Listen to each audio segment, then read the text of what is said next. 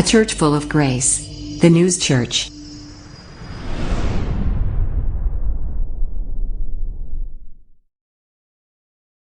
오늘 우리는 시편 6편 강해를 시작하면서 아주 특별하고 흥미로운 소리의 세계를 통해 하나님의 은혜를 나누고자 합니다. 물리학적으로 우리가 귀로 듣는 고음과 저음은 완전히 다른 성질을 가지고 있는데요. 이 음향학적 성질을 영적인 세계에 대입해보면 기가 막힌 영적 진리를 발견하게 될 것입니다. 먼저 고음과 저음은 파장의 성질이 완전히 다릅니다. 높은 주파수를 가진 고음은 직진성이 아주 강해요. 똑바로 앞으로만 나아가기 때문에 벽이나 장애물을 만나면 튕겨나가거나 아니면 쉽게 그냥 벽에서 멈춰버리고 막혀버립니다. 마치 소리 중에서 빛과 가장 유사한 형태죠. 타협하거나 굽이쳐 숨지 않고 그 자리에 부딪혀 멈출지언정 곧게 뻗어나가는 성질이 있다는 겁니다. 반면에 낮은 주파수를 가진 저음은 파장이 길고 넓습니다. 그래서 벽이나 장애물을 만나도 그것을 타고 넘거나 심지어 두꺼운 콘크리트 벽까지도 뚫고 들어갑니다. 아파트에 사시는 분들은 층간소음을 잘 아실 거예요. 윗집에서 아무리 크게 말하거나 TV를 틀어도 고음은 벽에 막혀 잘 들리지 않지만 아이들이나 어른들이 발걸음을 쿵쿵거리나 문을 쾅쾅 닫는 그 낮은 저음의 진동은요, 귀를 막아도 온 집안을 뒤흔들며 뚫고 내려온다는 겁니다. 또한 소리의 명료도, 즉 선명함을 결정하는 그것도 고음부입니다. 저음만 가득하면 소리가 웅거리고 이렇게 뭉개져요. 그래서 무슨 말인지 도무지 알아들을 수 없지만 여기에 깨끗한 고음이 더해지는 순간 가사가 또렷하게 들리고 무슨 악기인지 선명하게 분별이 되는 것이죠. 자, 그런가 하면 둘째로 고음의 특성을 보면 강한 지향성을 가지고 있습니다. 저음은 스피커를 그냥 아무 방향에 두어도 온 방향으로 지향성이 없어요. 그래서 무지향성으로 퍼지지만 고음은 스피커가 사람의 귀를 정확히 향해 있어야만 온전히 들려요. 즉 고음은 가만히 놔둔다고 저절로 들리는 게 아니라 소리를 내는 이와 듣는 이가 방향을 정확하게 맞추는 의도적인 노력과 집중이 있어야만 비로소 전달되는 소리입니다. 가장 간단한 예를 들자면 우리가 이렇게 설교하는 목사님, 저도 마찬가지예요. 찬양 리더 찬양하는 자들도 뭐냐면 리더자들은 내가 무슨 말을 하는지 먼저 알아야 돼요. 그러니까 모니터 스피커라는 것을 방향을 저희 교회도 지금 아래에 우리 목사님 설치해 주셨는데요. 이렇게 모니터 스피커를 통해서 방향을 정확하게 여기 강단에 있는 저에게 들리도록 방향을 맞춘 지향성이 바로 고음을 듣기 위한 고음의 성질의 특성 때문이라는 것입니다. 이 소리의 세계가 우리의 영적 세계와 얼마나 똑 닮았는지 몰라요. 죄의 유혹은 파장이 긴 저음과 같다고 볼 수 있겠습니다. 물리학적으로 고음이든 저음이든 소리가 나아가는 속도는 초당 약 340m로 똑같아요. 저음이 빨라서 무서운 게 아니라는 겁니다. 아무리 마음의 문을 걸어 잠그고 방어벽을 쳐도 그 두꺼운 콘크리트 장벽을 뚫고 사방으로 번져나가는 그 거대한 파장력과 투과력을 가졌기 때문에 저음이 마치 악의 기운과 닮았다는 것입니다. 세상은 점점 이 거대한 악의 저음으로 가득 차가고 있어요. 은밀하고 거대하게 우리 삶의 방어벽을 뚫고 들어온 죄는 우리의 영혼을 혼미하게 만들고 신앙의 기준을 웅거리게 뭉개버려 하나님의 음성을 듣지 못하게 만드는 것입니다. 영적인 영역뿐만 아니라 우리가 살아가는 이 시대 현실도 마찬가지예요. 최근 우리나라가 지방선거 때, 육상 지방선거 때 투표 용지가 모자라서 투표를 하지 못했던 선관위의 관리 소홀과 잘못으로 인해 지금 나라가 아직까지도 매우 시끄럽습니다. 지금 주말이니까 오늘도 그 올림픽 공원에 인구가 어마어마하게 모여 있을 거예요. 만약 이 사건을 단순하게 여기고 그대로 지나쳐 버린다면 어떻게 되겠습니까? 눈에 보이지 않는 저음의 진동처럼 그 부실함과 왜곡이 온 나라에 구렁이 담 넘어가듯 쓱 퍼져나갈 것입니다. 대한민국이 자유주권을 빼앗기고 사회주의나 공산화 체제로 변질될 수 있다는 그 불안과 두려움이 국민들 사이에 확산되는 이유가 바로 여기 있다는 거예요. 그러나 이 사실을 결코 가볍게 여기지 않고 웅거리는 이 저음처럼 부정의 기운이 퍼져나갈까 봐 명료한 재선거를 통해 자유민주주의를 바르게 지켜나가자고 그 고음으로 외치는 청년들과 시민들의 정직한 항의가 있지 않겠습니까? 어둠을 방치하면 웅거리는 저음의 소리가 온 집안을 울리듯 온 집안에서 멈추는 게 아니라 나라까지 퍼져서 나라가 무너지지만 깨끗하고 명료한 목소리를 낼 때 비로소 공동체가 바로 서는 법입니다. 반면 하나님의 선한 영향력은 바로 이러한 맑고 높은 고음과 같습니다. 은혜는 저음처럼 음침하게 이렇게 담을 넘어 소모되지 않아요.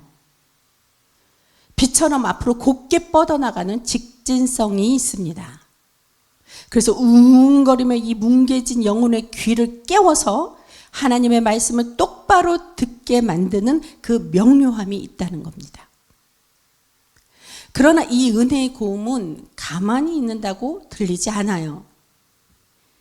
강한 지향성을 가진 고음을 듣기 위해 우리가 스피커 방향을 내가 듣는 내 귀에 맞추듯 똑같아요. 우리가 날마다 말씀을 묵상하고 기도의 안테나를 하나님께 정확히 맞추는 영적인 집중과 결단력이 있을 때 비로소 우리 삶에 깨끗하게 울려 퍼지기 시작하는 줄 믿습니다. 오늘 우리가 펼친 시편 6편은 성경 중 이렇게 보면은 그 각 시편마다 제목이 있는데요. 어떤 성경에는 이러한 제목으로 기록되어 있어요. 바로 영장으로 스미닛에 맞춘 노래라는 제목입니다. 여기서의 영장은 뭐냐면 성전의 찬양 지휘자를 뜻하는 말이에요. 그리고 스미닛은 음악적으로 한 옥타브 아래로 푹 낮춘 낮은 8번째 음이라는 겁니다. 즉 이해하기 쉽게 베이스 음을 말하면 돼요. 가장 낮은 선율인 거죠. 지금 시편 6편을 쓴 다윗의 상태가 바로 이러했다는 거예요. 그는 밧세바를 범하고 밧세바의 원래 남편이었던 우리아를 죽인 처절한 죄의 저음에 갇혀 있었습니다. 다윗이 처음에 지은 죄는 침실안에 아주 작은 유혹이었어요. 그렇지만 그 악의 저음 같은 진동은 순식간에 파장을 넓혀 간음으로, 살인으로, 그리고 온 이스라엘의 고통으로 확대되었다는 겁니다. 저음이 단단한 콘크리트 장벽을 비웃듯이 뚫고 온 집안을 울려버리듯 그 작은 유혹의 진동이 다윗의 삶 전체와 이스라엘 공동체 전체를 뒤흔드는 거대한 파괴력으로 번져나간 것이죠. 지금 다윗이 스미닛, 즉 가장 낮은 저음으로 부르짖는 이유는 바로 이 때문입니다. 자신의 삶을 통째로 장악해버린 그 거대한 죄의 파장 앞에 완전히 압도되어 내 힘으로는 도저히 이 진동을 멈출 수 없기에 오직 하나님의 구원을 갈망하고 있는 것입니다. 영혼의 기준은 웅거리면서 완전히 뭉개졌고 하나님의 징계 아래 뼈가 떨리는 고통 속에서 다윗은 목소리를 높여 찬양할 힘조차 없었다는 거죠. 그래서 그는 인생의 가장 낮은 그 베이스 음인 스미닛의 상태에서 밤마다 눈물로 침상을 적시며 읊조리듯 신음하고 있었습니다. 그러나 여러분, 다윗은 웅거리는 그 어둠의 저음 속에 주저앉아 끝나진 않았습니다.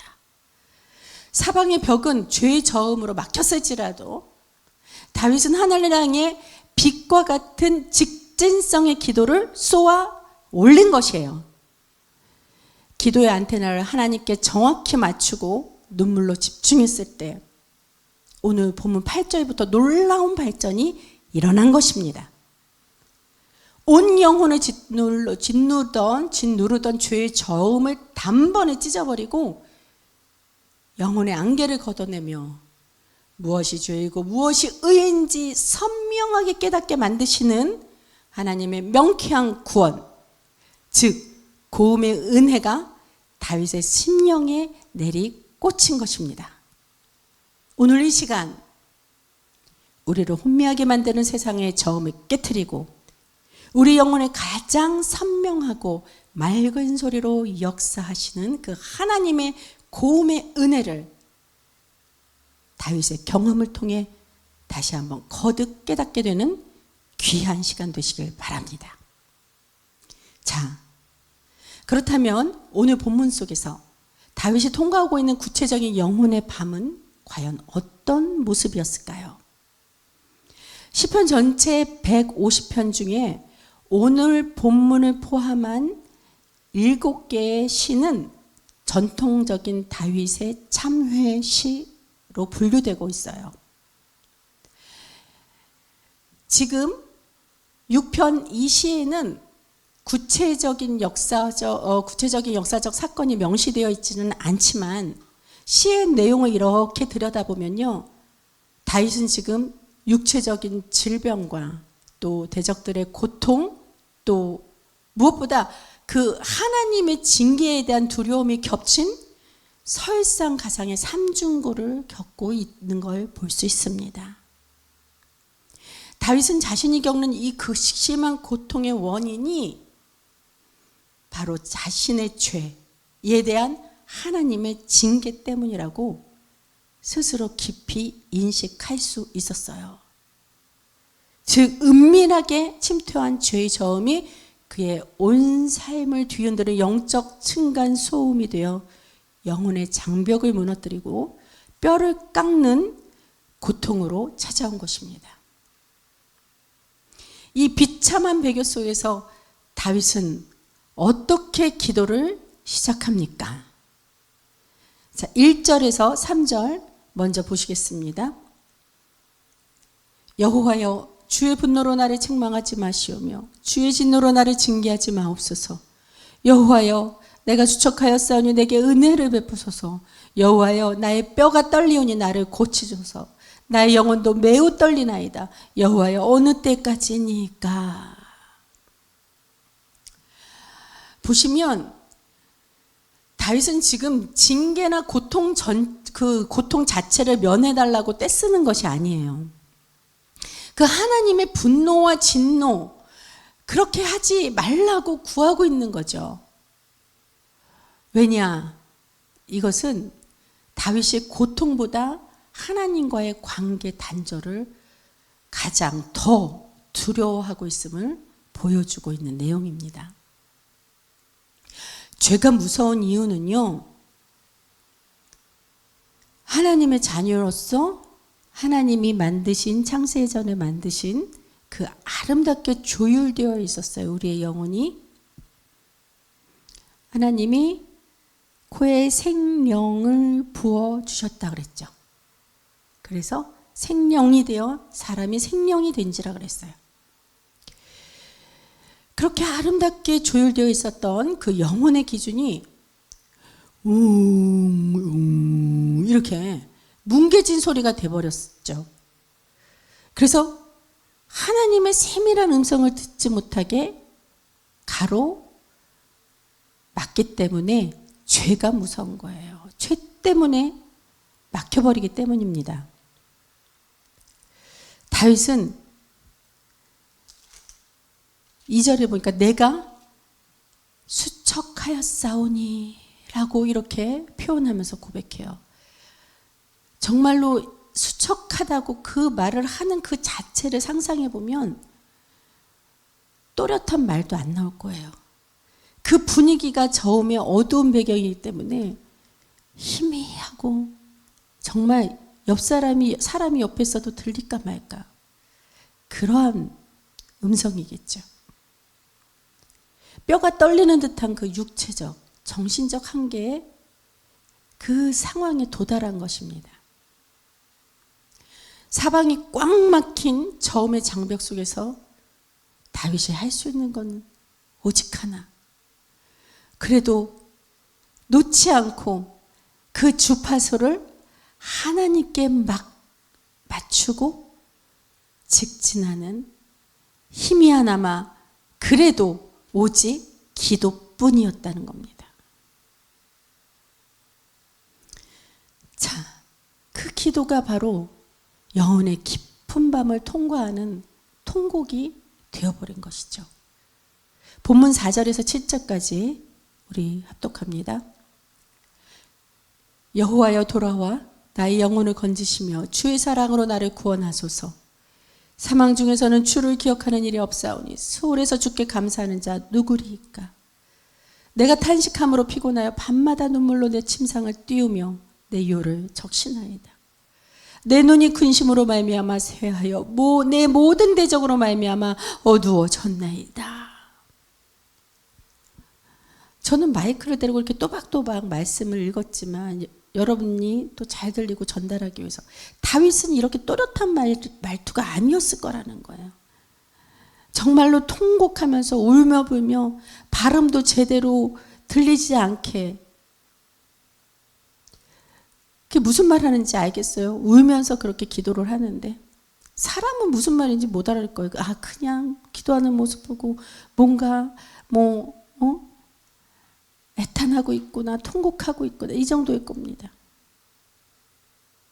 근데 다윗의 입장을 보면요, 다윗은 이제 자신의 그 의로움이 아니라 오직 하나님의 그 사랑, 즉 인자하심을 헤세드라고 그러죠. 사랑에서 기인된 하나님의 인자하심, 그 헤세드에 의지하여 구원을 요청하고 있어요. 그는 그래서 이렇게 고백합니다. 밤마다 눈물로 내 침상을 띄우며 내 요를 적신하이다. 이것은 지금 시편이라고 해서 시 형식을 빌렸다고 그래서 시적인 과장법이 결코 아니에요.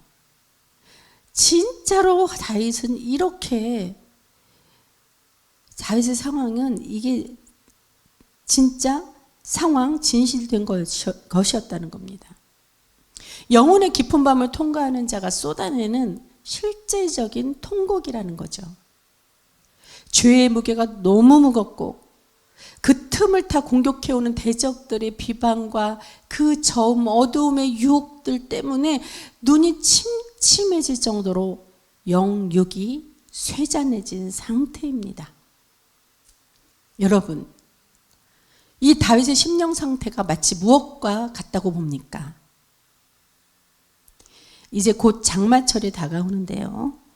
장마철에 이렇게 벽을 뚫고 들어온 그 미세한 습기, 그 많은 습기도 아니에요. 그냥 미세한 습기가 이렇게 벽지 뒤에서 눈에 보이지 않게 시간이 조금 지날수록 곰팡이를 번지게 만들죠. 그런 상태 한번 생각해 보세요. 처음에는 아주 작은 얼룩같이 보여요. 그렇지만 그냥 아예 뭐 저 정도야 하고 이렇게 방치하면요, 어느새 온 방 안에 막 뒤덮고 공기까지 오염시켜 숨을 쉴 수 없게 만듭니다. 우리 던효수 장로교회 처음에 우리가 지금 개척할 때에 이 모든 내면 뭐 아무것도 없었어요. 진짜 새파란 바닥에다가 그냥 시멘트 벽이었거든요. 근데 이제 딱 들어와 보니까 지하이다 보니까 너무 습기가 많은 거야. 그래서 곰팡이 냄새가 너무 많은 거예요. 그래도 우리가 기도한 그때 하나님이 여기서 너희 성전을 만들라고 하나님이 허락하셔서 우리 목사님이 기도 끝에 예수님 목수의 지혜를 얻어내서 이 성전을 다 꾸미셨습니다. 그런데 남들이 보면요, 지하니까 뭐 오죽하겠어 그냥 뭐 이러고 별 기대를 안 하고 왔다가 딱 들어오면 여기가 지하야? 어머, 근데 왜 이렇게 쾌적해? 너무 아름다운데? 막 그러면서 사람들이 감탄을 하셔요. 그게 무엇이냐면 정말로 이 지하의 습기와 곰팡이를 펴질 거를 대비해서 우리 목사님이, 저는 몰라요, 전문적인 거라서 우리 목사님이 정말 기도하고 또 발로 뛰고 또 정보를 찾고 알아보면서 그냥 습기가 차지 않도록 벽을 어떻게 막 다 했나 봐요. 나중에 기회가 있으시면 우리 목사님한테 들으시면 좋겠어요. 그리고 거기서 끝나는 게 아니라 계속 벽으로 타고 들어올 거잖아요.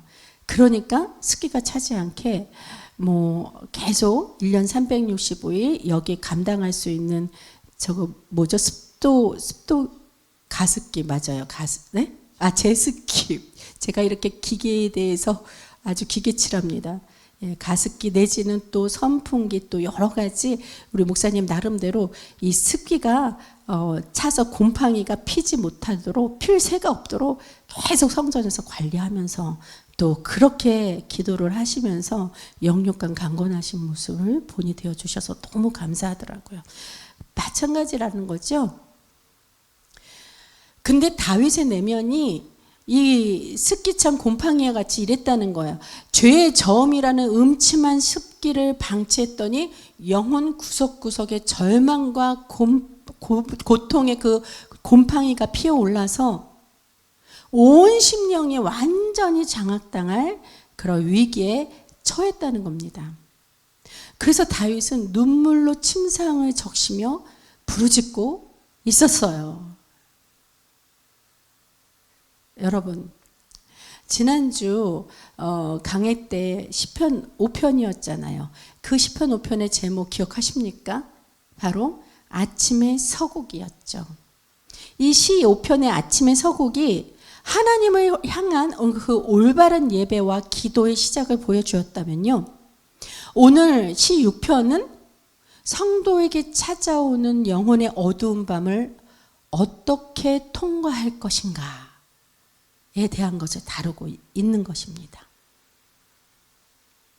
우리가 하나님의 자녀로서 또한 이 땅의 소명자로서 살아갈 때도 죄로 인해 혹은 영적 침체와 주변의 공격으로 인해 뼈가 떨리는 고통을 겪을 수 있습니다.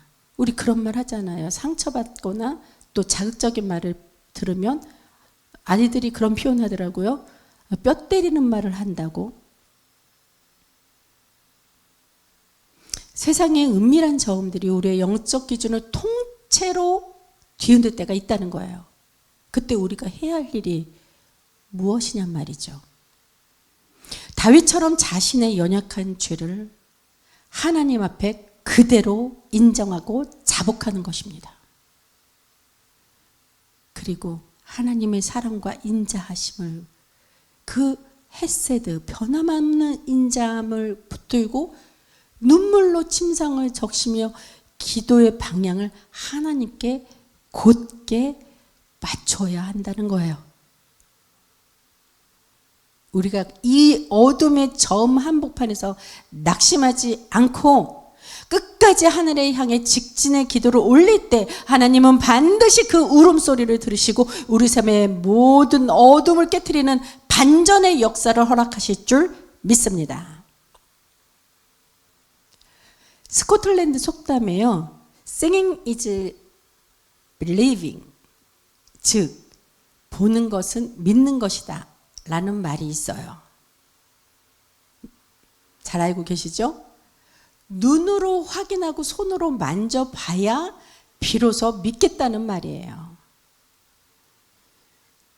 이것은 철저히 육신의 눈에 갇힌 세상 사람들이 만들어낸 말입니다. 그러나 믿음에 관해서 성경은 정반대로 기록하고 있죠. 믿음은 바라는 것들의 실상이요 보이지 않는 것들의 증거니 라면서 히브리서 11장 1절에 이렇게 시작하고 있어요.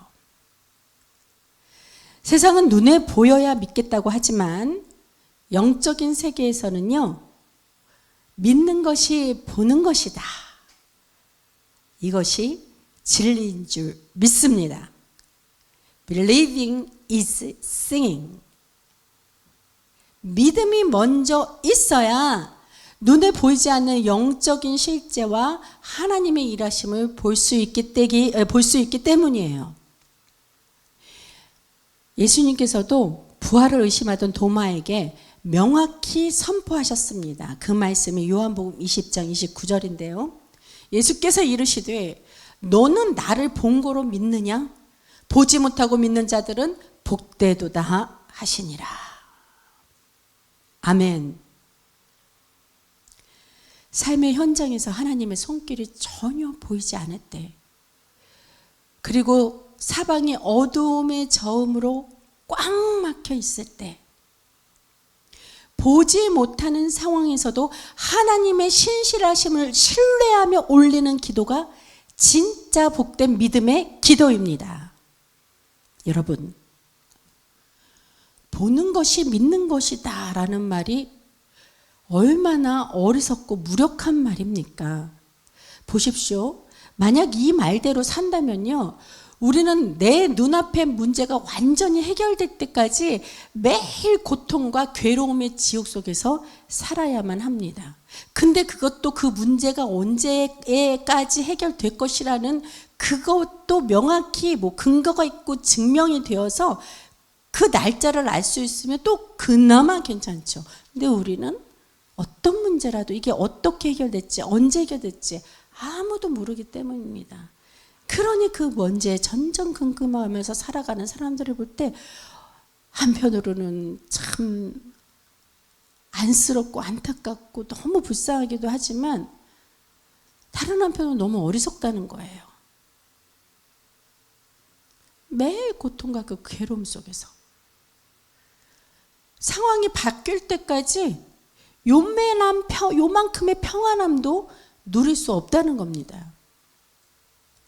그러나 진짜 믿음은 달라요.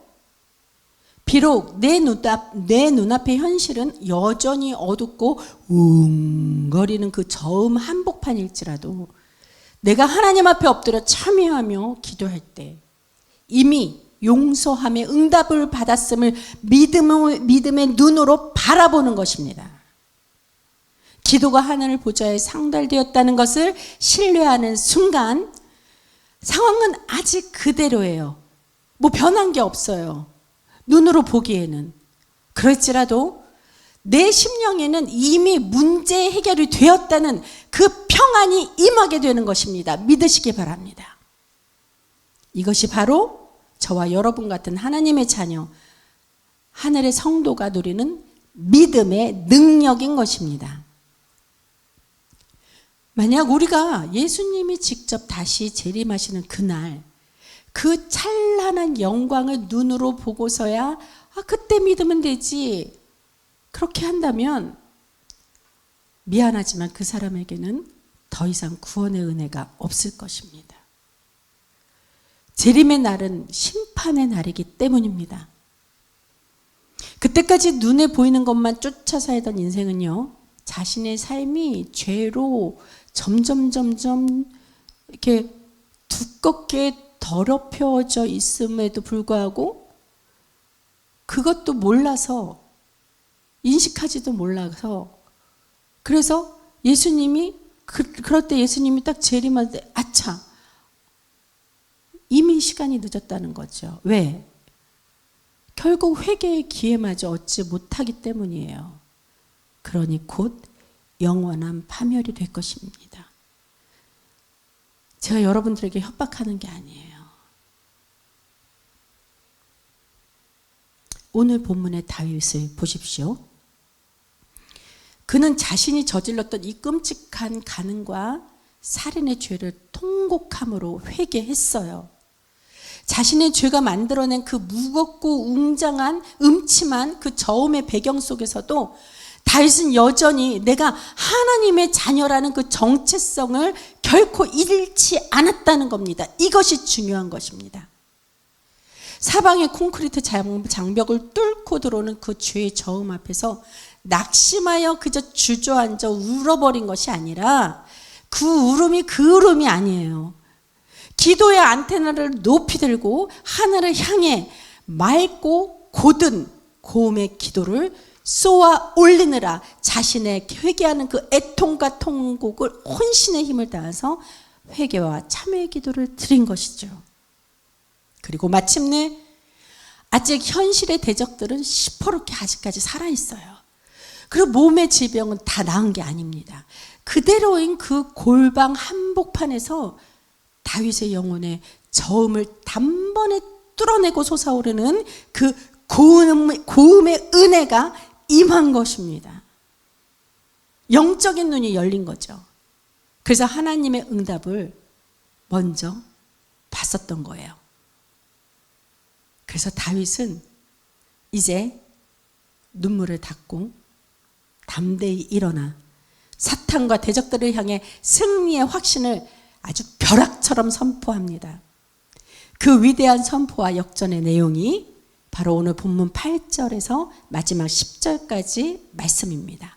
우리 다 함께 다윗처럼 확신에 찬 목소리로 선포하겠습니다.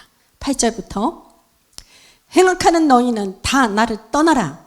여호와여 내 울음소리를 들으셨도다. 여호와께서 내 간구를 들으셨으며 여호와께서 내 기도를 받으시리로다. 내 모든 원수들이 부끄러움을 당하고 심히 떨미어 갑자기 부끄러워 물러가리로다. 아멘.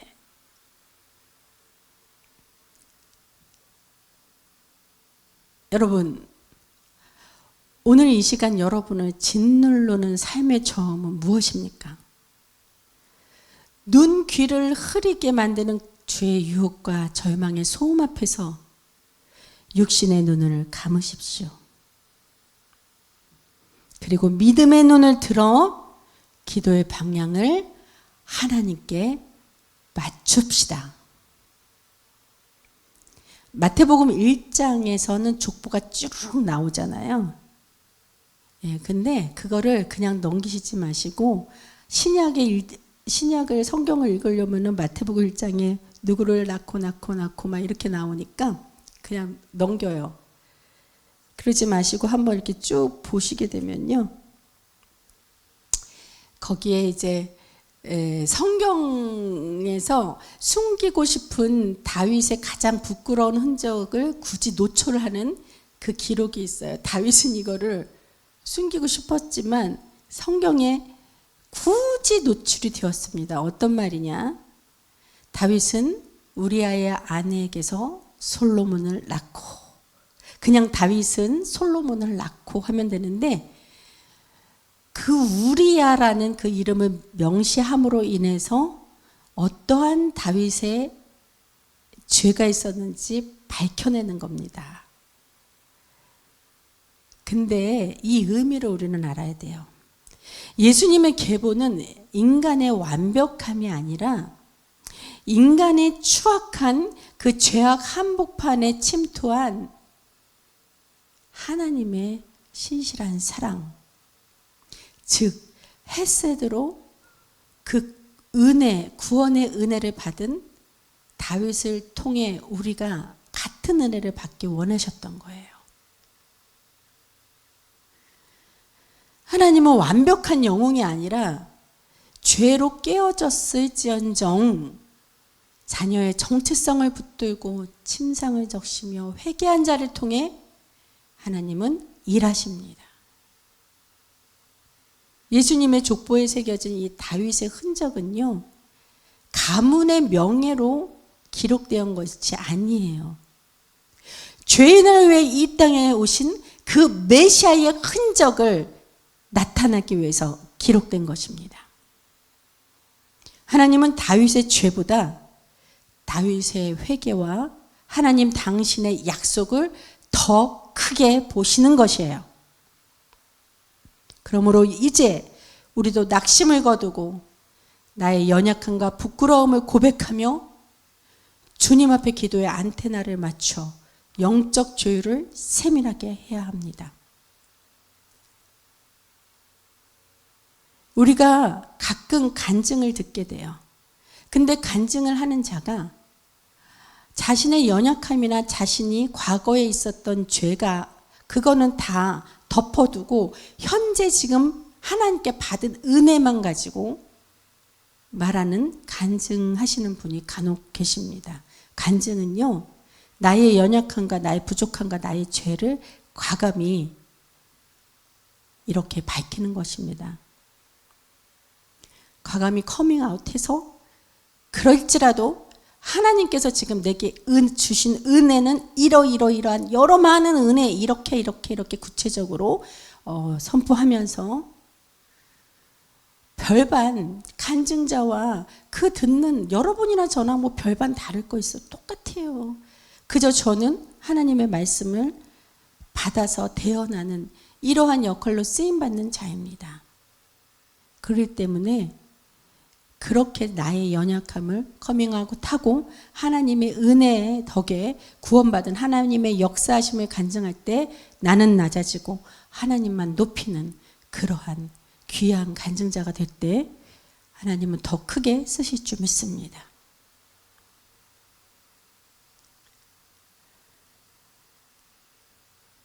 나 개인의 죄를 넘어 이제는 특별히 이 나라와 민족을 위한 탄식과 회개의 기도가 필요할 때인 줄 우리가 알아야 합니다.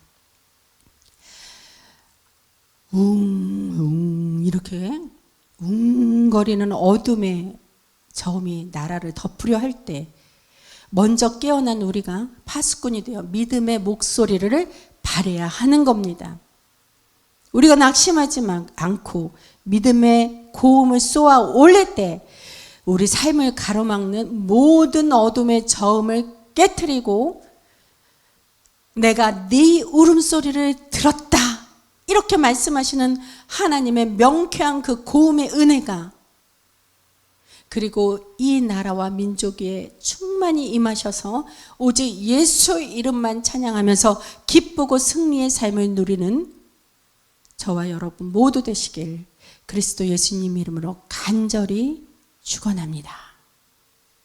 기도합니다.